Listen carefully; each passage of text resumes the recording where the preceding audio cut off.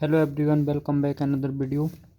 In this video we discuss the next lecture of free analysis BSc second year unit second. तो इस video में हम नए new topic discuss करने वाले हैं। तो इससे पहले देखो मैं आपको लेबनीज टेस्ट डिस्कस कर चुका हूँ, ठीक है। तो आज मैं आपको अनसॉल्व में क्वेश्चन भी दिखाऊंगा, ठीक है। एक बार क्वेश्चन दिखा दूंगा कि किस टाइप से क्वेश्चन पूछा गया है, उससे आपको एक आइडिया लग जाएगा कि किस टाइप से क्वेश्चन पूछा जाता है, ठीक है। तो देखो जिस भी टॉपिक को पढ़ो उसके बाद आपको क्या करना है, ठीक है। ये एक बहुत इंपॉर्टेंट बात है।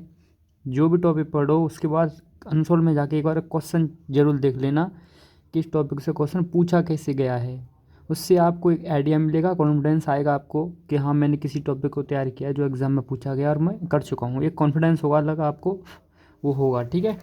तो ये आप काम करना, वो मैं आप करवा दूंगा 11 इंच पर कैसे क्वेश्चन पूछा गया है, कैसे क्या रहा है, ठीक है। ये तो जो नेक्स्ट टॉपिक आज हम पढ़ने वाले हैं, हम दो इम्पोर्टेंट टॉपिक पढ़ेंगे इस वीडियो में, ठीक है। तो आप हेडिंग भी डाल सकते हो, conditionally and absolutely convergent series. ये हम ये दो टॉपिक यहाँ पर रहने वाले हैं, ठीक है। कंडीशनली कन्वर्जेंट मतलब आप दो कंडीशन सीखोगे कि कंडीशनल कन्वर्जेंट कब होगा, सीरीज हमारी कंडीशनली कन्वर्जेंट कब होगी, इसके साथ कन्वर्जेंट लिख लेना, ठीक है। और एब्सोल्यूट कन्वर्जेंट हमारी सीरीज कब होगी, ये दो हम पढ़ने वाले हैं। तो देखो दोनों के लिए कंडीशन है, वो कंडीशन आपको ध्यान से समझ लेनी है, ठीक है, कि क्या क्या रहेगा कंडीशन में। तो देखो मैं एक काम और करने वाला हूँ, जो हम जो बार बार जो डिस्कस कर रहे थे ना कि ये जो -1 की पावर n, जो मैं आपको ये बार बार यूज़ करवा रहा था, -1 की पावर n+1 और इंटू u1, ये, ठीक है। अब हम क्या करेंगे, देखो ये बार बार नहीं लिखेंगे, अब इसकी जगह में एक वर्ड यूज़ करूँगा an, ध्यान रखना। बस आपको याद रखना है, नोट करके भी लिख लेना, नोट करके डाल देना नोट के -1 की पावर n+1 un को हम an यूज़ करेंगे, ठीक है। एन का जो मीनिंग होगा वो क्या होगा, -1 की पावर n+1/un, क्योंकि आपको पता चल गया है कि जो सीरीज है ये अल्टरनेटिंग सीरीज है जिसमें पॉजिटिव और नेगेटिव टर्म दोनों होंगे, ठीक है, सिंपली। तो अब हम एन यूज़ करके चलेंगे, ठीक। तो अब देखो डेफिनेशन 1 डाल दो आप, दोनों की डेफिनेशन सीखते हैं, ठीक है। डेफिनेशन का मतलब वही कैसे हम आइडेंटिफाई करेंगे कि हमारी सीरीज कब कन्वर्जेंट है, डाइवर्जेंट है। तो देखो डेफिनेशन पहली में, N alternating series N alternating series 1 to infinite. अब ए एन लिख दूँ सीधा, कोई दिक्कत नहीं है ना। A n is said to be क्या, कंडीशनली कन्वर्जेंट। अब अगर आपको देखो थोड़ा राइटिंग इश्यू हो तो मैं जो बोल रहा हूँ आपको समझ रहे होंगे, कंडीशनली कन्वर्जेंट, ठीक है। अब देखो पहला दो केस होंगे, दोनों केस आपको ध्यान से समझ लेने हैं, ठीक है। ध्यान रखना बहुत इंपॉर्टेंट है यहाँ से। इस टॉपिक से दो थ्योरम है बस, ओनली इसकी डेफिनेशन समझ लेनी है, और दो थ्योरम है एग्जाम में पूछी जाती हैं, बहुत इंपॉर्टेंट थ्योरम है दोनों ही, ध्यान रखना, मोस्ट इंपॉर्टेंट आप बोल सकते हो, ठीक। जिन दोनों थ्योरम में से एक थ्योरम पूछने का बहुत चांसेस रहता है, ठीक। तो पहली आपकी summation of a n is convergent. अब ध्यान से समझो क्या बोला मैं, कि जो आपका ए एन है, ए एन मतलब ये -1 की power n+1 into you N है, मालूम, मतलब कहने का मतलब जो सीरीज है, ठीक है, जो सीरीज है वो सीरीज अगर कन्वर्जेंट है, ठीक है, जो आपके पास सीरीज दी है अगर वो कन्वर्जेंट है, पहला केस क्या होनी चाहिए, वो कन्वर्जेंट होनी चाहिए। दूसरा केस क्या है, देखो ध्यान से, अगर आप उस सीरीज का मोड लेते हो, अगर आप उस सीरीज का, ए एन क्या है सीरीज, और समीशन तो बस ये दिखा रहे हैं ना कि सीरीज मान लो ओवरऑल सीरीज का आप सम ये सम ही तो दिखा रहा है ना, ये जो आपको समीशन है, तो बस इसका तो मतलब यही है, ठीक, सीरीज का सम। अगर मान लो इस सीरीज का सम का अगर मैं मॉड ले लूँ, मॉड लेने का मतलब है कि अगर मान लो इसकी एन की वैल्यू ऑफ 5 लोगे तो A5, तो 5 में टर्म पॉजिटिव, 6 में टर्म पॉजिटिव, मान लो अगर आप सीरीज के टर्म पॉजिटिव कर दो तब भी सीरीज अगर वो डाइवर्जेंट होती है, then if summation of mod of a n is divergent, ठीक है। ए एन तो कन्वर्जेंट हो, ठीक है। अब मेन जो फोकस करना है वो सेकंड केस पर डिस्कस करना है आपको, ठीक है, क्योंकि सेकंड केस इंपॉर्टेंट है। जब इसी से आपको पता चलेगा कि सीरीज कंडीशनली कन्वर्जेंट है या एब्सोल्यूट कन्वर्जेंट है, ठीक है, क्योंकि ए एन जो है ये तो कन्वर्जेंट दोनों केस में रहेगा, ठीक। तो क्या इंपॉर्टेंट है इसमें, मॉड ऑफ ई एन। जब सीरीज का मॉडल हो गए तो वो क्या होना चाहिए, डाइवर्जेंट होनी चाहिए सीरीज हमारी। अगर वो डाइवर्जेंट है तो कंडीशनली कन्वर्जेंट होगा। सेकंड, और सेकंड में इसका अपोजिट होगा। अपोजिट होने का मतलब ये जो समीशन है, जो इसका मॉड ऑफ ई एन है, अगर ये कन्वर्जेंट है, ठीक है, तो वो सीरीज एब्सोल्युटली कन्वर्जेंट होगी। मैं एक बार लिखता हूँ, फिर एक अच्छे तरीके से दोनों को साथ में एकदम क्लियर करूँगा फिर, ठीक है, तब एकदम माइंड में आपकी फिट हो जाएगी। पहले एक बार उसको लिखते हैं हम, आपकी एब्सोल्यूट की डेफिनेशन। तो an alternating series a n is said to be absolutely is said to absolutely convergent if. पहला केस देखो ध्यान से, ठीक है, तो दोनों केस डिस्कस करते हैं हम। तो देखो मैं एग्जांपल भी आपको साथ में क्लियर कर दूंगा। तो मैंने आपसे अभी क्या कहा था कि जो हमारे एब्सोल्यूट कन्वर्जेंट के लिए क्या होनी चाहिए, कि जो ए एन है ये तो सीरीज दोनों के लिए कन्वर्जेंट होगा। मतलब सीरीज जो आपको गिवन होगी, अगर वही डाइवर्जेंट हो गई, मतलब आपको एग्जामिनर ने क्वेश्चन ही दे दिया, सीरीज दे दी, अब आपसे कह रहा है कि इसको चेक करो ये कंडीशनली है या एब्सोल्यूट कन्वर्जेंट सीरीज है। अब आपने चेक की, तो आपको क्या करना है, जो सीरीज दिया उसी को चेक करेंगे आप। अब आपको मैं कैसे चेक करूँगा, अरे मैंने आपको लेक्चर नंबर 1 में ही लेबनीज़ टेस्ट करवाए नहीं है कि सीरीज़ को कन्वर्जेंट कैसे चेक करते हैं। और यूनिट 1 में तो हमने बहुत सारे पैटर्न, बहुत सारी हमने टेस्ट चेक किए थे, जिसमें हम सीरीज़ को कन्वर्जेंट देखते हैं सर कि कब सीरीज़ कन्वर्जेंट होगी सिंपली। तो अगर सीरीज़ मान लो कन्वर्जेंट हो की जगह डाइवर्जेंट ही आ गई, मान लो आपको क्वेश्चन दिया, आपने सीरीज चेक की और सीरीज डाइवर्जेंट आ गई, तो फिर वहीं पर बात ख़त्म हो जाएगी। ना तो सीरीज आपकी कंडीशनली कन्वर्जेंट होगी, ना एब्सोल्यूट कन्वर्जेंट होगी, क्योंकि दोनों के लिए, एब्सोल्यूटली और कंडीशनल के लिए, ये है कि जो ए एन दिख रहा है, ये सीरीज जो है ये कन्वर्जेंट होना बहुत इंपॉर्टेंट है, ठीक है। अगर मान लो यहीं पर अगर ये हो जाता है कि मान लो हमारी जो सीरीज है गिवन है, यही अगर डाइवर्जेंट हो गई, मान लो ये डाइवर्जेंट हो गई, ठीक है, तो वहीं से केस ख़त्म। पर लेकिन अगर ये कन्वर्जेंट दी आपको सीरीज, तो अगर वो देखो चेक करवाएगा कंडीशनली या एब्सोल्यूट कन्वर्जेंट सीरीज, तो वो ये कंफर्म करके ही देगा कि जो सीरीज दी जा रही है वो कन्वर्जेंट हो गई, क्योंकि वो तभी तो आपको चेक करवा रहा ना कि इनमें से कौन सी है, ठीक। सेकंड केस, जो मॉड ऑफ ए एन ये है, ये क्या होनी चाहिए, ये भी कन्वर्जेंट होनी चाहिए, बस इतना डिफरेंस है दोनों में। देखो क्या डिफरेंस है कि यहाँ पर देखो ये मोड ऑफ ए एन थी, ये डाइवर्जेंट थी, ये कन्वर्जेंट थी, तो कन्फ्यूजन नहीं होना है, ठीक है। बार बार मैं इसलिए समझा रहा हूँ, आप थोड़ा बोर फील करेंगे कि मैं बार बार ये चीज़ बोल रहा हूँ, इसलिए बोल रहा हूँ क्योंकि ये बाद में कन्फ्यूजिंग नहीं रहनी चाहिए। तो अब आपको क्या याद रखना है, एक ट्रिक मैं समझा देता हूँ। जैसे एब्सोल्यूट का पहला वर्ड क्या है, ए फॉर समझ जाना, ए फॉर ऑल, ऑल का मतलब ऑल कन्वर्जेंट, ठीक है, याद रखोगे ना। ए फॉर ऑल, ऑल मतलब कन्वर्जेंट, दोनों case convergent, both case convergent, इतना याद रखना। यानी एब्सोल्यूट ए मतलब ऑल मतलब ऑल कन्वर्जेंट, यानी दोनों केस कन्वर्जेंट हों, ठीक है।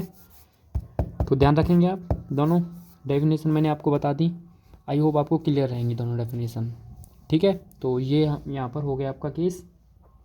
अब चलते हैं नेक्स्ट, जो हम बात करने वाले हैं, एग्जाम्पल लेते हैं, पहले एग्जाम्पल से क्लियर करते हैं, फिर हम नेक्स्ट चलेंगे, ठीक है, क्योंकि एग्जाम्पल से चीज़ें क्लियर हो जाएंगी एकदम अच्छे से कि आपको चेक कैसे करना है, ठीक है। तो अब एग्जाम्पल ले लेते हैं। आपका पहला एग्जाम्पल है, कंसीडर द सीरीज में कंसीडर कर लूँ ना, समीशन ऑफ ए एन क्या हो जाएगी, 1 - 1/2, 1/3, 1/4 + 1/5, इस टाइप से सीरीज चलती जा रही है, ठीक है। अब इसको चेक करो, तो सिंपली चेक कर लेते हैं हम।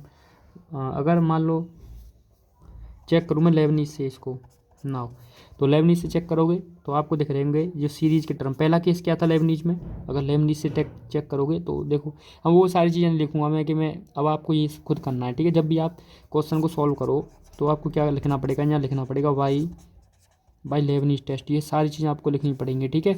बाई लेबनीज़ टेस्ट स्टेप 1 दिख रहा है ना आपको, हाँ, ये आपको लिखना पड़ेगा बाई लेबनीज़ टेस्ट स्टेप 1। क्या था स्टेप वन था कि जो सीरीज़ के टर्म है वो होनी चाहिए डिक्रीजिंग ऑर्डर में होनी चाहिए। तो देखो 1 बड़ा है 1/2 से, 1/2 बड़ा है 1/3 से, 1/4 बड़ा है 1/5 से। तो हम यहाँ से सिंपली बोल सकते हैं term of series is decreasing,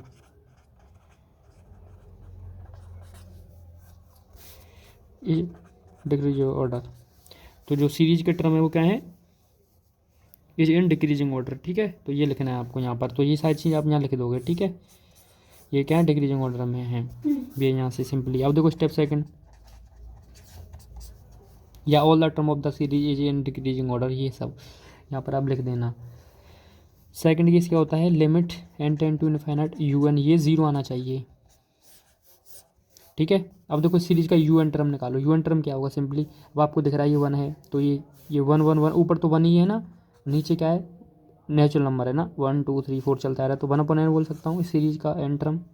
तो रखोगे आप जब लिमिट, यहाँ पर जब आप लिखोगे limit n tend to infinite un कितना है, 1/n, तो वैल्यू रखोगे 1/∞ बनेगा, 1/∞ होता है। तो मतलब देखो दोनों केस ये वेरीफाई हो गए। मतलब हम कह सकते हैं लेवनिंग टेस्ट से जो भी हमारे पास सीरीज दी है वो क्या है, कन्वर्जेंट है। मतलब ये एन कन्वर्जेंट हो गया, तो इसका मतलब अब आगे हमको बढ़ना है। अगर यहीं पर ये डाइवर्जेंट हो गया तो फिर हम आगे हम जाते ही नहीं।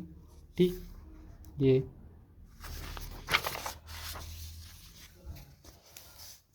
अब देखो ध्यान से, अब सेकंड आपको भी इसी का वेट होगा कि सेकंड केस को कैसे चेक करेंगे हम। ठीक है, तो देखो summation of mod of a n ये है आपको। तो इसमें क्या हो जाएगा देखो, यानी ये मॉड ऑफ ए एन जो भी टर्म होगा वो सब पॉजिटिव हो जाए। मतलब 1 + 1/2 + 1/3, भाई सीरीज के जितने भी टर्म होंगे सारे पॉजिटिव हो जाएंगे। ठीक है, ये सारे टर्म पॉजिटिव हो जाएंगे। ओके, अब आप इसका कैसे चेक करोगे, अब देखो ये अल्टरनेटिंग सीरीज नहीं है, कहीं आप ये लेबनिज़ टेस्ट लगा दो। लेबनिज़ टेस्ट अल्टरनेटिंग सीरीज में लगता है, पता है ना, तो कहीं इसमें भी लेबनिज़ टेस्ट मतलब अप्लाई कर देना भाई।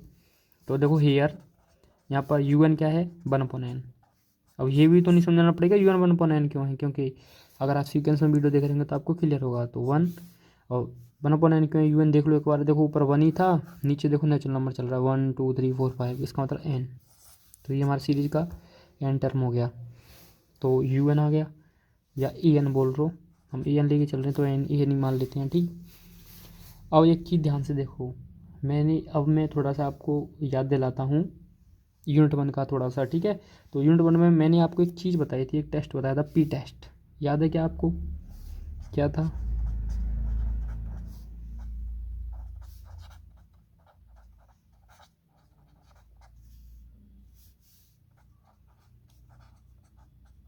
थोड़ा याद आया क्या, ये जो मैंने लिखा है, अगर याद आया हो तो आपको पता चलेगा। वहाँ पर हमने ये सीखा था कि 1/n की पावर p, x नहीं है n है, 1/n की पावर p ये डाइवर्जेंट होगी। क्या होगी ये डाइवर्जेंट, अगर p की वैल्यू, p क्या है, n पर जो पावर है उसकी वैल्यू अगर 1 के बराबर हो या 1 से छोटी होगी, उस केस में डाइवर्जेंट होती है। ठीक है, अगर मान लो p 1 से बड़ा हो गया, e 1 से बड़ा हो गया तो वो कन्वर्जेंट होगी। ये केस था हमने यहाँ पर पढ़ा था। तो यहाँ पर देखो n की पावर कितनी है, 1। 1 का मतलब क्या बोलोगे आप, 1 का मतलब है यहाँ p की वैल्यू है 1, अगर p की वैल्यू 1 है तो ये केस आएगा। तो therefore summation of mod of n, यहाँ लिखते हैं therefore series summation of mod of n is divergent. और क्यों डाइवर्जेंट पता चलेगा ना, पी टेस्ट से हम ये बताया था ना, पी टेस्ट मैंने डाइवर्जेंट होती है अगर p यही एक कंडीशन हो। ठीक, तो अगर ये डाइवर्जेंट है मान लो ये सीरीज, और वो अगर ये डाइवर्जेंट है तो मतलब मैं क्या बोलूँ सीरीज को, फाइनली अगर ये सीरीज हम कहें कि ये सीरीज क्या होगी, तो hence given series is conditionally convergent series. क्यों कंडीशनली के केस में ही मैंने बताया था कि एब्सोल्यूट के मतलब ऑल का मतलब ऑल कन्वर्जेंट, या दोनों केस कन्वर्जेंट होने चाहिए, इज कंडीशनली कन्वर्जेंट। ठीक है, ये हो गया। तो क्लियर है ना आपको एकदम, कैसे अब सेकंड केस भी क्लियर हो गया होगा। अब देखो एक और एग्जांपल ले लेते हैं, अगर आपको क्लियर नहीं है तो देखो, consider the series summation of n क्या होता है, 1 - 1/2 का स्क्वायर, 3 का स्क्वायर, 1/4 का स्क्वायर, इस टाइप से सीरीज चलती जा रही है। ठीक है, अब देखो ध्यान से, अब इसमें आपको एक चीज़ दिख रहा होगा, ये स्क्वायर की टर्म में चल रहा है, यानी 1 - 1/2 का स्क्वायर, 1/3 का स्क्वायर, -1/4 का स्क्वायर। ठीक, अब आप इसमें, ये तो अल्टरनेटिंग सीरीज है, तो आपको पहले तो सीरीज ही चेक करनी पड़ेगी कि सीरीज कन्वर्जेंट है डाइवर्जेंट है। ठीक है, तो उसके लिए क्या करना पड़ेगा आपको, सिंपली लगा देते हैं लेबनीज़ टेस्ट। ठीक है, 1 मिनट, अब लगा देते हैं लेबनीज़ टेस्ट। ठीक, तो देखो लेबनीज़ टेस्ट के लिए क्या करेंगे, तो अब तो लेबनीज़ टेस्ट आपको एकदम क्लियर भी होगा। तो देखो लेबनीज़ टेस्ट के लिए हम क्या करते हैं, वाई लेबनीज़ टेस्ट स्टेप 1 क्या होता है, स्टेप 1 कि जो चीज़ की टर्म है वो क्या होनी चाहिए, डिक्रीजिंग ऑर्डर में होनी चाहिए। क्या है डिक्रीजिंग ऑर्डर में टर्म, आप कहोगे बिल्कुल, कैसे, क्योंकि आपको पता है, एक चीज़ आपको पता होगा कि अगर मान लो A/B है, ए क्या है आपका न्यूमिनेटर, बी क्या है आपका डिनोमिनेटर, मतलब ये अंश है ये हर है। तो आपको पता है कि डिनोमिनेटर जितना बड़ा होगा, बी जितना बड़ा होगा ए से, ये ओवरऑल वैल्यू उतनी स्मॉल होगी, छोटी होगी। क्यों, सिंपली एग्जांपल देख लो, जैसे अगर मान लो मैं 2/5 करूँ, ठीक है, और अगर मैं मान लो 5/2 कर दूँ, तो इसका इसमें डिवाइड करोगे तो कितना आएगा 0.4, इसको इसमें डिवाइड करोगे तो कितना आएगा 2.5, यही आएगा ना। अब देखो आपको एक चीज़ दिख रही है यहाँ पर, देखो ये जो है ये न्यूमिनेटर से डिनोमिनेटर जितना बड़ा है, ये वैल्यू उतनी ही स्मॉल हो गई, छोटी हो गई। और देख लो यहाँ पर भी आपको दिख रहा होगा ये वैल्यू बड़ी है, क्योंकि यहाँ पर डिनोमिनेटर, ये न्यूमिनेटर बड़ा है डिनोमिनेटर से, सिंपल सी फंडा आपको यहाँ पर दिख रहा होगा। मतलब डिनोमिनेटर जितना छोटा बड़ा होता जाएगा, सॉरी बड़ा होता जाएगा, ओवरऑल वैल्यू उतनी स्मॉल होगी, छोटी होती जाएगी। तो अब मुझे बताओ, इनका अगर आप स्क्वायर करोगे, यहाँ देखो 1 का स्क्वायर है, तो जब आप 2 का स्क्वायर करोगे, फिर आप 3 का स्क्वायर करोगे, तो वैल्यू बढ़ती जाएगी। अब देखो ये आपका न्यूमिनेटर चेंज नहीं हुआ, न्यूमिनेटर तो वही है सेम 1 1 1 1, तभी हम बोल पा रहे हैं। अगर न्यूमिनेटर बदलता तब हम नहीं बोल पाते कि मान लो ये सीरीज डिक्रीजिंग ऑर्डर में है। जब सेम है न्यूमिनेटर, अगर नीचे वाली वैल्यू बड़ी होती जा रही है, तो हम ऑब्वियसली बोल सकते हैं कि ये टर्म है डिक्रीजिंग ऑर्डर में होंगे। 1 जो होगा वो ग्रेटर देन होगा 2 का स्क्वायर से, ग्रेटर देन होगा 3 के स्क्वायर से, बोल सकता हूँ ना, क्योंकि ये बढ़ता जा रहा है डोमिनेटर की वैल्यू, तो टर्म छोटे होते जाएंगे। अब सेकंड केस, इसका UN बताओ क्या है। तो देखो ऊपर तो 1 ही है, नीचे क्या देखो 1 का स्क्वायर, 2 का स्क्वायर, 3 का स्क्वायर, मतलब n की पावर 2 है, यही तो है, n की पावर 2 ही तो है। तो UN क्या है इसमें, n की पावर 2, इसलिए limit limit n tends to infinite UN check करो, limit n tends to infinite UN की वैल्यू 1/n², रखो लिमिट, लिमिट रखोगे 1/∞ बनेगा, 1/∞ फिर 0 आ जाएगा। मतलब दोनों केस हमारे एकदम वेरीफाई हो गए। ठीक है, तो दोनों केस वेरीफाई हो गए, तो हम बोल सकते हैं by Leibniz test series is convergent, ये बोल सकता हूँ। तो पहला केस वेरीफाई हो गया सीरीज का कि AN तो कन्वर्जेंट है, तो मतलब आगे जाना पड़ेगा। आगे के लिए now summation of mod of AN करो, ये करोगे तो 1 + 1/2 का स्क्वायर प्लस 1/3 का स्क्वायर प्लस 1/4 का स्क्वायर हो जाएगा ये। ठीक है, इस टाइप से चलता जाएगा सीरीज का टर्म।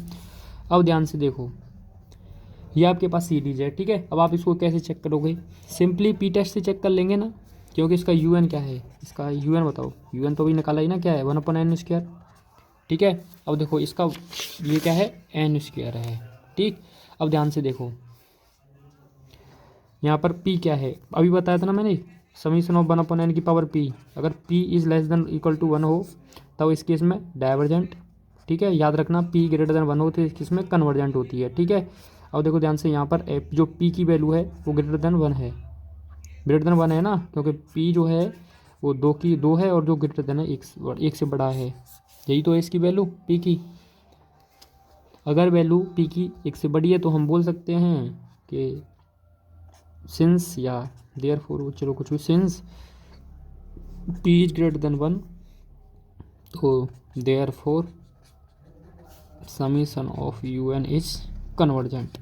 अब मुझे एक चीज़ बताओ, दोनों केस कन्वर्जेंट हो गए तो सीरीज़ क्या होगी, एब्सोल्यूट कन्वर्जेंट होगी। एब्सोल्यूट कन्वर्जेंट केस में दोनों कन्वर्जेंट होनी चाहिए, दोनों केस, यानी समीशन ऑफ AN और summation of mod of AN, तो दोनों केस कन्वर्जेंट है। तो इसका मतलब मैंने कंडीशनल कन्वर्जेंट का भी एग्जांपल दे दिया आपको, और एब्सोल्यूट कन्वर्जेंट का भी एग्जांपल दे दिया, और एक एग्जांपल मेरी तरफ से ले लो आप, उसको आप सॉल्व करना। ठीक है, तो वो एग्जांपल कुछ नहीं है, पहला वाला जो एग्जांपल दिया था ना मैंने, तो उसमें क्या करना है आपको ध्यान रखना, पहला वाला एग्जांपल एन टेस्ट से नहीं करना है आपको, जो सॉरी पी टेस्ट से नहीं करना है, जो मैंने अभी आपको बताया था ना, किसी अदर टेस्ट से आपको करके मुझको बताना है, ठीक है।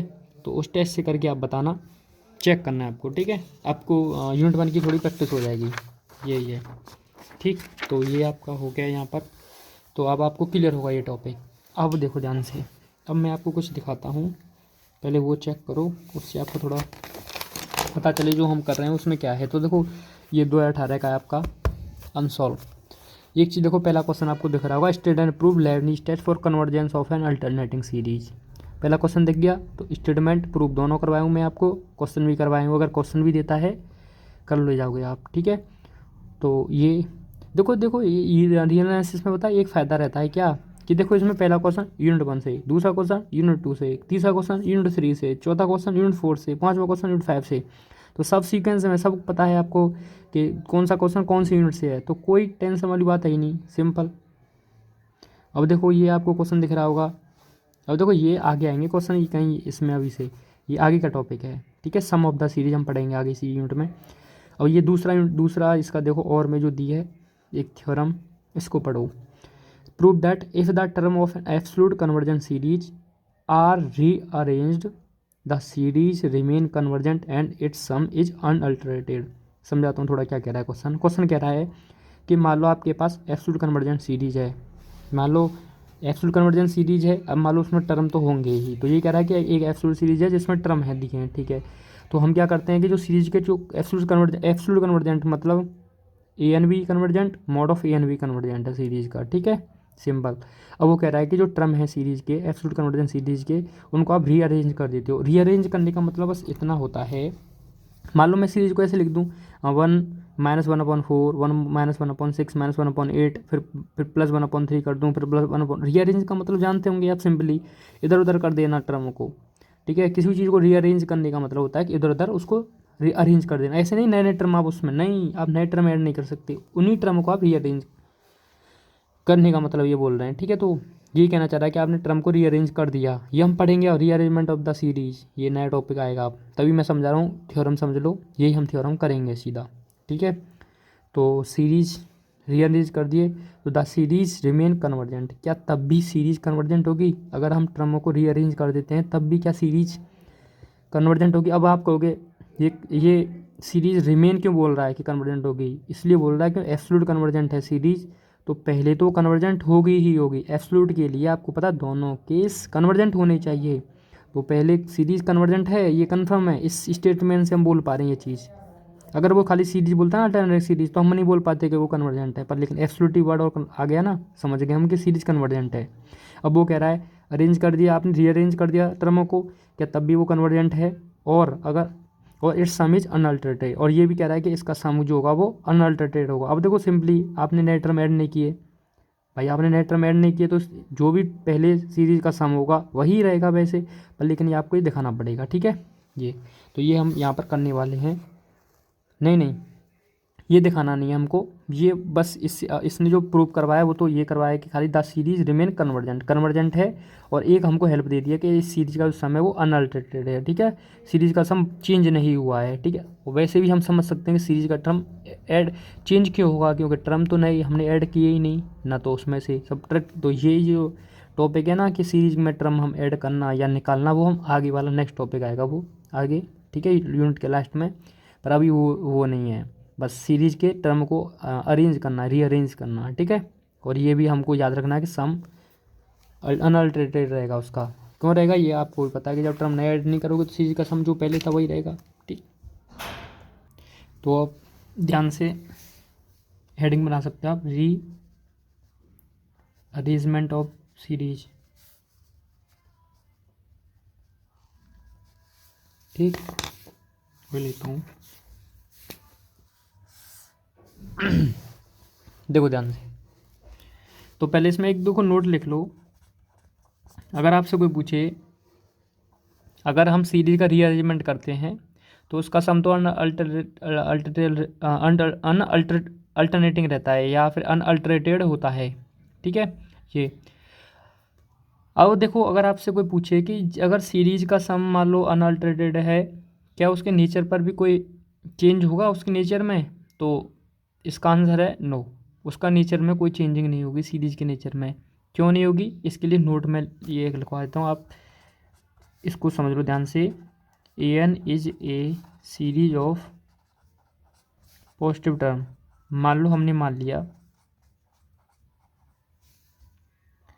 अगर मान लो जो ए एन है ये सीरीज के क्या है, पॉजिटिव टर्म है, ठीक है। तो ये नोट याद रखना कि अगर मान लो अगर a n is a series of positive term then any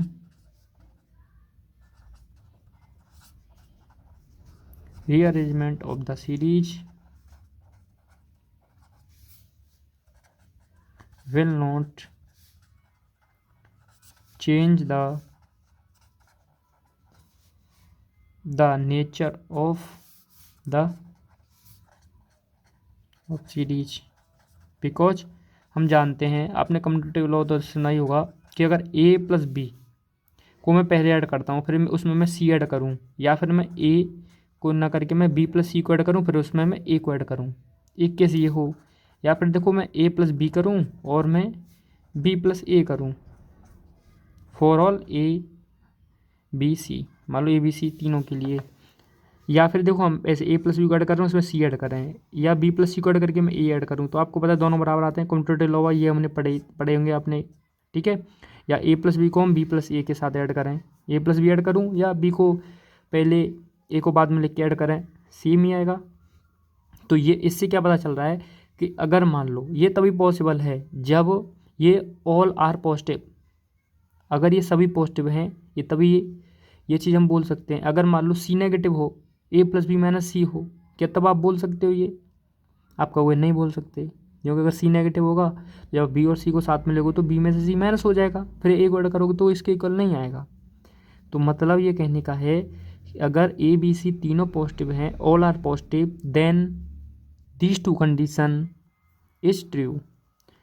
तो यही सेम चीज़ कह रहा हूँ मैं कि अगर मान लो सीरीज के टर्म पॉजिटिव हैं, ठीक है, अगर हमने ये चीज़ चेक कर ली, हमारे पास कोई सीरीज दी है क्वेश्चन ने, अगर हमने वो चेक कर ली कि उस सीरीज में जो भी टर्म दिए हैं वो, ठीक है, जो भी सीरीज के टर्म दिए हैं अगर वो पॉजिटिव हैं, तो अब पॉजिटिव टर्म में आपको देखो, जैसे आपके पास 1 प्लस 2 प्लस 3 प्लस 4 प्लस 5, मान लो ये एग्जाम्पल ले रहा हूँ, ठीक है, ये मान लो इस टाइप से कोई सीरीज है।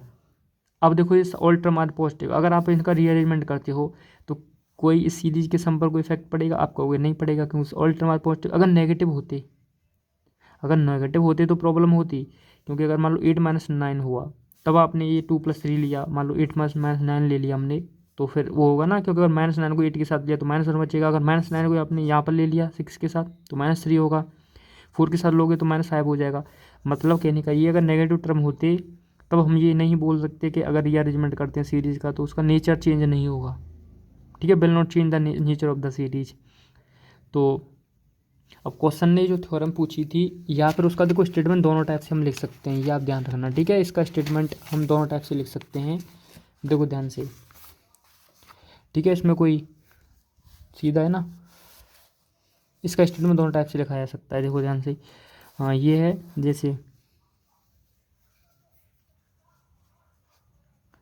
यहाँ पर क्या बोल रहा है कि एब्सोल्यूट कन्वर्जेंट है, रीअरेंज किया आपने, तो हमको बस एब्सोल्यूट कन्वर्जेंस सीरीज के जो टर्म हैं वो हमको, अगर हमने उसको ये प्रूव कर दिया कि जितने भी सारे टर्म दिए हुए हैं वो क्या हैं, कन्वर्जेंट हैं, वो सॉरी कन्वर्जेंट नहीं, वो पॉजिटिव हैं, तो हम ये बोल पाएंगे कि जो सीरीज का सम है वो क्या है, अनअल्टरेटेड है।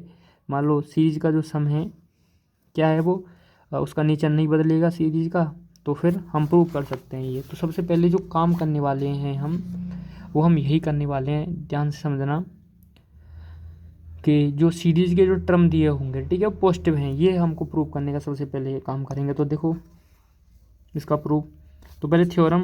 अब थ्योरम में तो देखो जो स्टेटमेंट आपको दिया ही है, क्वेश्चन का स्टेटमेंट देख सकते हो, या मैं एक और स्टेटमेंट लिख रहा हूँ, अलग लैंग्वेज में होगा और आपको क्लियर करूँगा वो, ठीक है। तो देखो if summation of a n is an absolutely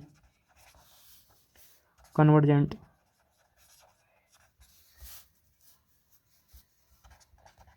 series which converges to a point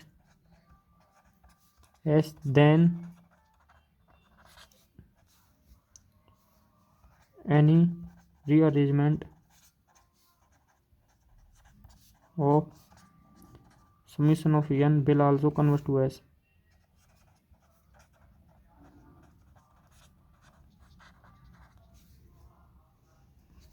ध्यान समझो, देखो ए एन आपके पास क्या दिया उसने, एब्सोल्युटली कन्वर्जेंट सीरीज दी है, ठीक है, जो किसी पॉइंट एस पर कन्वर्ज कर रही है। अब देखो इसने कोई पॉइंट दे दिया है, क्वेश्चन मान लो ऐसे भी स्टेटमेंट बना के दे सकता है, या पॉइंट नहीं देता तो हमें कोई दिक्कत नहीं, क्योंकि हमें पॉइंट से कोई काम भी नहीं पड़ता है। तो मान लो ये बता दिया है कि किसी पॉइंट एस पर कन्वर्ज कर रही है, एब्सोल्यूट कन्वर्जेंट सीरीज है। फिर कह रहा है कि then any rearrangement of summation of a n, summation of a n मान लो वही एब्सोल्यूट कन्वर्जेंट सीरीज है। तो ये कहना चाह रहा है कि अरेंजमेंट किया आपने ए एन सीरीज में, क्या वो भी कन्वर्ज करेगा एस पर। कहने का मतलब ये तो कह रहा है कि जो ए एन सीरीज है एब्सोल्यूट भी है और एस पर कन्वर्ज भी कर रही है, मतलब ए एन डायरेक्टली बोलने का मतलब क्या है कि ए एन जो है कन्वर्ज कर रही है एस पर।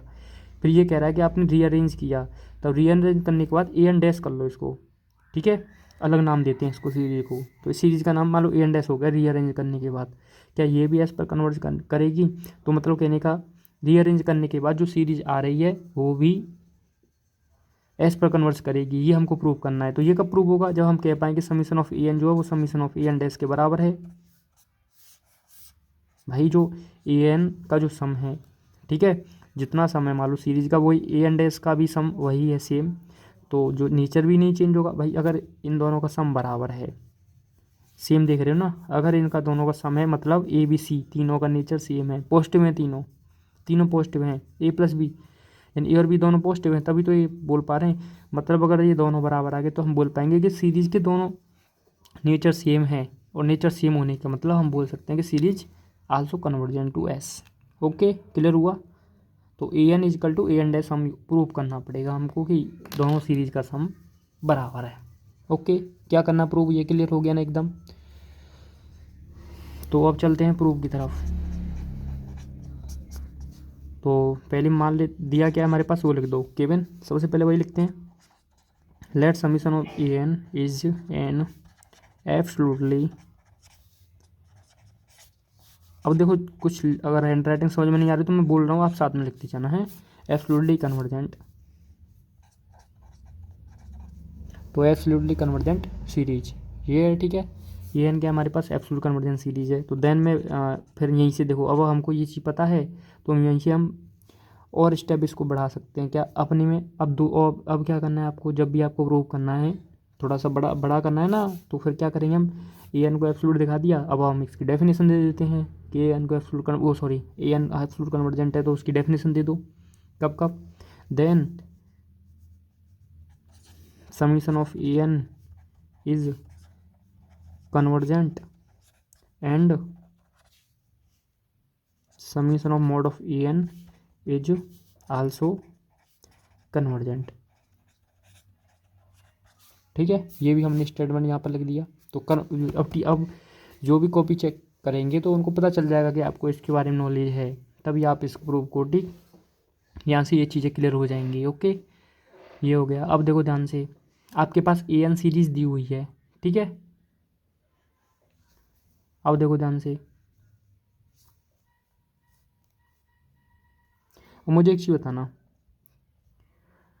ठीक है, ध्यान से देख के, a n plus mod of a n is equal to a n बोल रहा हूँ मैं, इफ़, ध्यान से समझना कि a n greater than zero. अगर मान लो ए एन ज़ीरो से बड़ा हो तो क्या a n plus a n two a n होगा। मैं अगर आपसे ये पूछूं, आप कहोगे यस। क्यों कहा आपने ऐसा, इसलिए कहा ए एन ज़ीरो से बड़ा है मतलब ए एन पॉजिटिव ही होगा, पॉजिटिव होगा मतलब ए एन पॉजिटिव, ये पॉजिटिव तो a n plus a N हम टू एन बोल सकते हैं। अगर अगर ये पॉजिटिव है, अगर मान लो a n plus mod of a n अगर मैं ज़ीरो कर दूँ, ये ज़ीरो कब पॉसिबल है आप बताओ। देखो ये वैल्यू तो पॉजिटिव ही रहेगी क्योंकि मॉड लगा है, मॉड तो पॉजिटिव कर देगा, ये नेगेटिव हो या पॉजिटिव हो कोई फ़र्क नहीं पड़ेगा क्योंकि ये तो पॉजिटिव ही आएगी बाहर क्योंकि मॉड लगा है। इसके फ़र्क किससे पड़ेगा, ए एन से। अगर ए एन पॉजिटिव तो दोनों ऐड हो जाएंगी, अगर ए एन को अगर मैं नेगेटिव कर दूँ, नेगेटिव कर दूँ तो ज़ीरो आएगी, ज़ीरो आएगी ना। अगर आप नेगेटिव कर दोगे तो ये ज़ीरो आएगी, ए एन नेगेटिव कर दोगे तो ज़ीरो आएगी ना, ठीक। क्योंकि अगर मान लो अगर आपने वैल्यू, जैसे मान लो वैल्यू ले लिया आपने -4, रखो -4 और ये मोड कर देगा प्लस का 4 उसको, और यहाँ रखोगे -4 तो -4 प्लस का 4 0 हो जाएगा। अब +4 ले लो, 4 + 4 8 हो जाएगा, 2 हो गया ना। ये ना क्या लिया था अपने 4, 4 × 2 करोगे 8 ही आएगा, बराबर रहेगा ना। ऐसे वेरीफाई कर लिया करो सिंपली। तो अब देखो यहाँ पर ये क्यों लिखा है, इसका मीनिंग क्या है समझो ध्यान से। इसलिए लिखा है ये, आपको पता है कि मैंने यहाँ पर सीरीज़ को नेगेटिव भी ले लिया, पॉजिटिव भी ले लिया। मैंने यहाँ पर देखो, यहाँ पर दिखा दिया जो एब्सोल्यूट कन्वर्जेंस सीरीज है, इसमें देखो ए एन अगर मान लो <0 ग्रेटर देन 0, इसका मतलब मैंने सीरीज के पॉजिटिव टर्म ले लिए। अब मैंने कहा अगर ए एन <0, इसका मतलब मैंने सीरीज के नेगेटिव टर्म ले लिया। एब्सोल्यूट कन्वर्जेंस में दोनों होंगे ना, अल्टरनेटिंग सीरीज है तो पॉजिटिव भी ले लिए नेगेटिव भी ले लिए, पर लेकिन सीरीज का सम पॉजिटिव ही था। ये चीज़ यहाँ आपने देखी, ए एन प्लस mod n किया तब भी 2an आया, क्योंकि अब आपको ये पॉजिटिव कैसे बोल सकते हो, क्योंकि ए एन को पॉजिटिव लिया है ना। ए एन देखो पॉजिटिव आपको दिख रहा है सीधा, तो मतलब ये जो समय ये पॉजिटिव ही आएगा। ए एन को देखो हमने नेगेटिव टर्म भी ले लिए, जो हमने नेगेटिव टर्म लिए तब उसका सम 0 आया। इसका मतलब हम ये बोल सकते हैं कि यहाँ पर जो एब्सोल्यूट कन्वर्जेंस सीरीज है इसका जो सम है वो नेगेटिव नहीं हो सकता। ठीक है, तो ये चीज़ हम यहाँ पर बोल सकते, आपको क्लियर होगा ये, यानी जो सीरीज का सम आएगा ओवरऑल हम ये बोल सकते हैं पॉजिटिव ही होगा। तो इसलिए हम लिख सकते हैं therefore a n plus mod of a n ये <= होगा 2an। मोड लगा दूँ यहाँ। अब देखो ध्यान से इस स्टेटमेंट को समझो, ये क्या लिखा है मैंने ये लिखा है कि a n plus mod n का जो सम है वो 2an से बड़ा नहीं हो सकता। अब देखो मोड क्यों लिया, मोड का मतलब मुझको दोनों केस दिखाने पड़ेंगे ना, ये ग्रेटर देन और लेस देन वाला। तो यहाँ से हम ए एन को कुछ भी लें तो मोड इसलिए लगा है क्योंकि देखो दोनों केसों को हमको कंबाइंड करके, मैंने दोनों केसों को कंबाइंड करके यहाँ पर लिखा है, दोनों केसेस को, तो अभी तो ये इनक्वलिटी आई है ना, दोनों केसों को हमने लिखा है, ये आपने 12th में पढ़ा हुआ इनक्वलिटी में।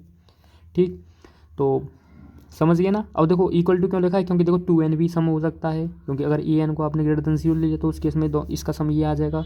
अब और ये लेस देन क्यों लगा है, क्योंकि अगर ए एन को 0 से छोटा लिया तो उस केस में सम 0 आएगा, 2an नहीं होगा। तो मतलब ये दिखाना चाह रहा है कि 2n भी हो सकता है, 2n से छोटा भी हो सकता है, छोटा होने का मतलब वो 0 होगा। ठीक, तो मतलब नेगेटिव नहीं होगा। हम यहाँ से बोल सकते हैं कि जो सीरीज़ का सम है, ये क्या ले रहा हूँ मैं, सीरीज़ का सम ही तो ले रहा हूँ, तो जो सीरीज़ का सम है ये क्या है, नेगेटिव नहीं हो सकता। ठीक, ये ओके क्लियर है ना आपको। तो अब देखो, अब हम ये भी बोल सकते हैं जो ए एन प्लस 2an है, मान लो अगर मैं मान लो इसको नई सीरीज़ का नाम दे दूँ, जैसे मान लो ए एन टर्म हो गए, ए एन एक कोई ए एन सीरीज ही तो है। ठीक है, और ये a n mod of a n ये भी सीरीज है, इन दोनों का सम किया, इन दोनों का सम क्या आया, पॉजिटिव आया।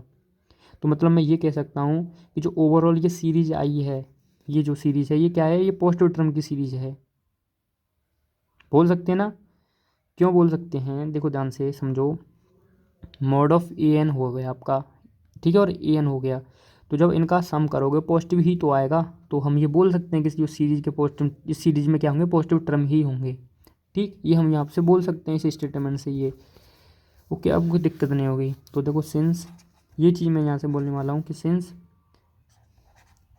1 to इन्फिनिटी, तो ध्यान रखना। देखो ये मैंने आपको एक बार में क्लियर समझा दिया है, दूसरी बार में अभी तो हम सिंपल के लिए कर रहे हैं। अब जब हम मैं सीरीज़ को रीअरेंज करूँगा उसके लिए भी हम ऐसे ही सॉल्यूशन वो प्रूव कर निकालेंगे, तो उसमें हम ये सारी चीज़ें नहीं लिखेंगे, हम थस लगा के देयरफॉर माने उसी टाइप से तो करके हम कर देंगे वहाँ पर। ठीक, तो a n plus mod of a n and summation of mod of a n are series positive term. अब आपको ये सीरीज का पॉजिटिव टर्म क्यों है, अब ये तो सिंपली दिख ही रहा है, मोड है तो ऑल टर्म आर पॉजिटिव हो जाएंगे ना, और ये मैंने आपको बता ही दिया। ठीक है, series of positive term and so any. अब मुझे एक चीज़ बताओ, ऑल टर्म आर पॉजिटिव, क्या सीरीज के जो अगर आप सीरीज को रीअरेंज करोगे उसके सम पर चेंज, उसके सम उसका जो सम होगा सीरीज का, क्या वो चेंज होगा, चेंज हो सकता है? आप कहोगे नहीं, अगर पॉजिटिव है सेम नेचर है तो चेंज हो ही नहीं सकता है। तो सो एनी रीअरेंजमेंट, देखो लैंग्वेज ही बहुत ईजी वे में लिख रहा हूँ मैं, कि कोई ऐसी लैंग्वेज नहीं है कि आपको समझने में या लिखने में कोई प्रॉब्लम आए, ठीक है। ऐसी लैंग्वेज यूज की जा रही है एकदम ईजी वे वाली। तो देखो are series of positive term and show any rearrangement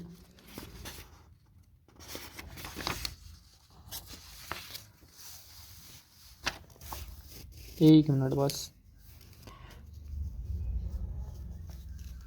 ठीक है। तो देखो शो एनी रीअरेंजमेंट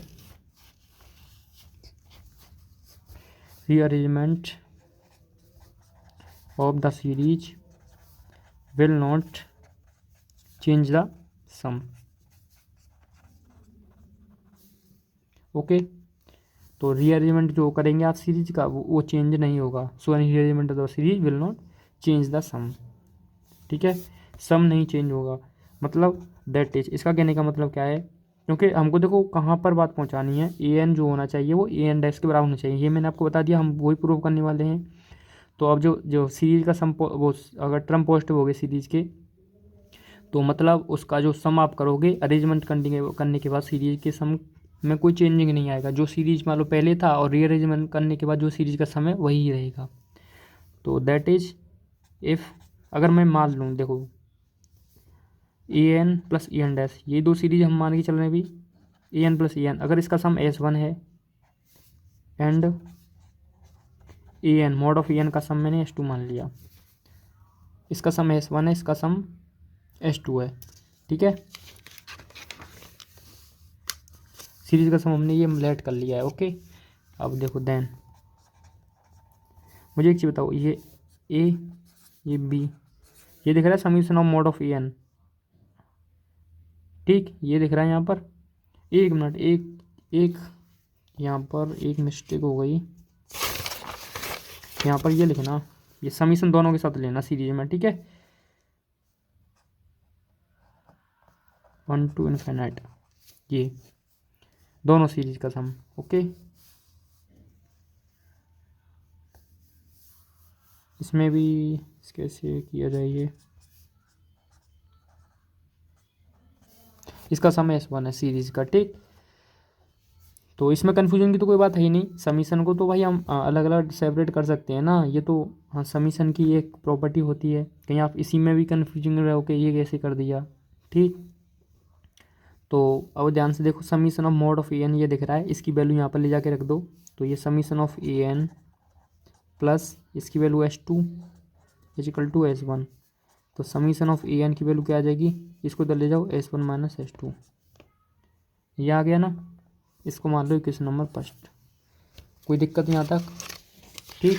अब देखो ये हम डिपेंड करता है कि हम मान लो सीरीज को क्या लेके चल रहे हैं, ठीक है। तो इसमें कोई कन्फ्यूजन की बात नहीं है, क्योंकि जब आप यहाँ ध्यान से समझो, अगर किसी को कन्फ्यूजन रहा हो समीशन का, तो देखो ध्यान से, जब आपको ये दिख रहा होगा ये है, अब आप क्या करो, यहाँ पर समीशन लो बोथ साइड, तो दोनों साइड में जब आप समीशन लोगे तो summation of a n plus summation of mod of a n less than equal to होगा समीशन ऑफ ए एन, आएगा कि नहीं आएगा, सबके साथ समीशन आएगा। इसका मतलब जो पहली सीरीज आएगी वो क्या आएगी, मिस्टेक कर दी थी मैंने यहाँ पर लिखने पर, summation of a n plus summation of mod of a n, 1 to infinity, ये तो हम तो हमारे ऊपर डिपेंड करता है। और दूसरी सीरीज क्या है, ये समीशन ऑफ ए एन, तो ये सीरीज आपको दिख रही है ना, तो कन्फ्यूजन नहीं रहना चाहिए आपको समीशन वाला, ओके। तो ये फर्स्ट इक्वेशन हो गया। अब देखो ध्यान से, ये हमने क्या कर दिया कि जो ए एन सीरीज थी ये पहली सीरीज थी, ठीक है। तो ए एन सीरीज को हमने दिखा दिया कि ए एन सीरीज की मदद से हमने ये निकाल दिया कि ए एन सीरीज जो है उसका सम क्या है, S one minus S two है। ये क्या कह रहा है स्टेटमेंट, ध्यान से समझो, ये स्टेटमेंट कह रहा है कि जो आपकी ए एन सीरीज है इसका जो सम है वो S one minus S two है, ये कहना चाह रहा है। अब आप क्या करो, सीरीज में रीअरेंजमेंट करो, ठीक है, क्योंकि अब मैंने आपको जब स्टेटमेंट लिखाया था मैंने वो क्या बोला था कि ए एन एब्सोल्यूट सीरीज है जो एस पॉइंट पर कन्वर्जेंट कर रही है, और रीअरेंजमेंट करने के बाद दूसरी सीरीज है ए एन डैश माना था, वो भी एस पर कन्वर्ज कर रही, तो ए एन डैश सीरीज की बात कर लेते हैं। अब देखो जब आप ए एन डैश की बात करोगे तो फिर आप देखो ये सारी चीज़ हमें लिखने की जरूरत नहीं कि let a n dash is absolute convergent series then a n dash is convergent and a n dash, ये इसमें बता रहा हूँ ना, ये अब आप यहाँ पर डैश डैश करते जाओ, अगर ये चीज़ें लिखनी नहीं है इतना, ठीक है, बार बार वही चीज़ रिपीट करके थोड़ी लिखेंगे कि मान लो आप अब आप लेके चल रहे हो ए एन डैश सीरीज को लेके चल रहे हो, तो ये सारी चीज़ें लिखते चले जाओ, a n dash is convergent, a n dash is also convergent, ये चीज़ें यहाँ पर लिखो दोबारा। इतना नहीं करना है आपको, सिंपली कहाँ से स्टार्ट करेंगे हम वो देख लो ध्यान से। सिंपल जो आपको देखो ये टर्म ये लिखे थे ना, ये चीज़ें यहीं से कर देते हैं सिंपली, क्योंकि जब आप a n dash plus mod of a n dash की बात करोगे इक्वल टू होगा टू ए एन डैश के बराबर होगा। जब आप ए एन डैश बस जो ए एन है ना, बस इनकी जगह डैश करना पड़ेगा, सिंपली यहाँ तक सेम आएगा, बस यहाँ तक डैश तक। ठीक, तो यहाँ से आपको इतना लिखना है, ये चीज़ें बार रिपीट नहीं करनी दोबारा, समझ लेना बस। ठीक है, मैं क्या कहना चाह रहा हूँ ये आप समझ भी गए होंगे। तो लेट मत लिखो, लेट तो बाद में लिखेंगे, चलो लिखो। तो let summation of a n dash and summation of a n dash plus summation of a n dash mod of a n dash, ठीक है, बी द रीअरेंज्ड सीरीज। मुझे लगता है ये बाद में लिखना अभी, ठीक है, और अच्छा लिखते हैं इस थ्योरम को और अच्छा बनाते हैं। तो यहाँ से देखो, ठीक है, और अच्छा बनाते हैं इसको, ये बाद में लिखेंगे हम स्टेप। ठीक, 1 मिनट, ठीक, ध्यान से देखो, थोड़ा सा लाइट इस भी हो सकता है भाई, देखो तो ध्यान से। तो देखो since summation of n is equal to 1 to infinite a n dash, क्योंकि ए एन डैश की बात कर रहे हैं ना, a n dash 1 to infinite are series of, क्योंकि इतने से वो समझ जाएंगे कि वो चीज़ आप पहले कर ही चुके हो ना, आर सीरीज ऑफ ये क्या है, पॉजिटिव टर्म है, एंड सो एनी। और ये कैसे प्रूव करोगे, अगर आप और लिखना चाहो तो बस ये 2 स्टेप यहाँ पर लिख सकते हो, इसमें स्टेटमेंट में इतना लिख सकते हो बस। ए एन डैश सीरीज यहाँ पर ऊपर मान लेना कि let a n dash be the rearrangement series, then ये चीज़ें आप यहाँ लिख देना। मैंने यहाँ से लिखना स्टार्ट कर दिया, ये सारी चीज़ें स्किप कर दें क्योंकि जो पहले हम लिख चुके हैं, क्यों बार बार रिपीट करें, बस यही है। सो any rearrangement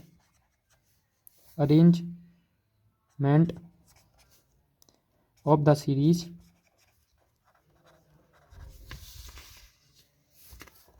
will not change the sum, ठीक है। तो लेट ये यहाँ और लिख देना, let a n dash and summation of a n dash plus summation of mod of a n dash be the rearranged series. Okay, यहाँ पर आप लिख देना यहाँ पर, ठीक है, सिंपली। अब देखो ध्यान से नेक्स्ट, अब क्या करने वाले हैं वो समझो। A n dash plus summation of mod of a n dash, इसका सम फिर मैं S1 मान लूँ, ठीक है, और summation of a n dash का सम मैं मान लूँ S2, mod of a n dash का इसका सम मैं मान लूँ S2, मान सकते हैं, ठीक है। एंड अब देखो ध्यान से, अब आप ए एन डैश की वैल्यू को ले जा करके इसकी वैल्यू ले जाकर यहाँ रख दो, इसको मान लो C, इसको मान लो D। तो from equation C and D, तो C एंड D इक्वेशन से हम आगे चलेंगे। तो यहाँ से देखो ये वैल्यू रखोगे आप, तो summation of a n dash जो होगा वो S2 इजिकल टू S1 हो जाएगा। तो यहाँ से S2 को इधर ले जाओ, तो summation of a n dash हो जाएगा S1 माइनस S2। अब इक्वेशन फर्स्ट एंड सेकंड को देखो ध्यान से, दोनों का सम सेम है। तो फ्रॉम इक्वेशन या रिलेशन फर्स्ट एंड सेकंड, तो therefore summation of a n is equal to summation of a n dash.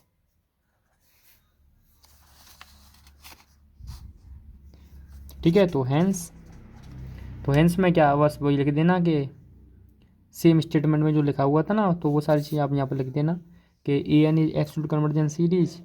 और अगर आप रीअरेंजमेंट करते हैं सीरीज का, ठीक है, तो उसके बाद जो सीरीज हमने मानी है वो भी एस पर ही कन्वर्ज करेगी। मान लो ए एन अगर एस पर कन्वर्ज करती है तो ए एन डैश भी एस पर ही कन्वर्ज करेगी। ठीक है, तो ये स्टेटमेंट यहाँ से प्रूव होता है।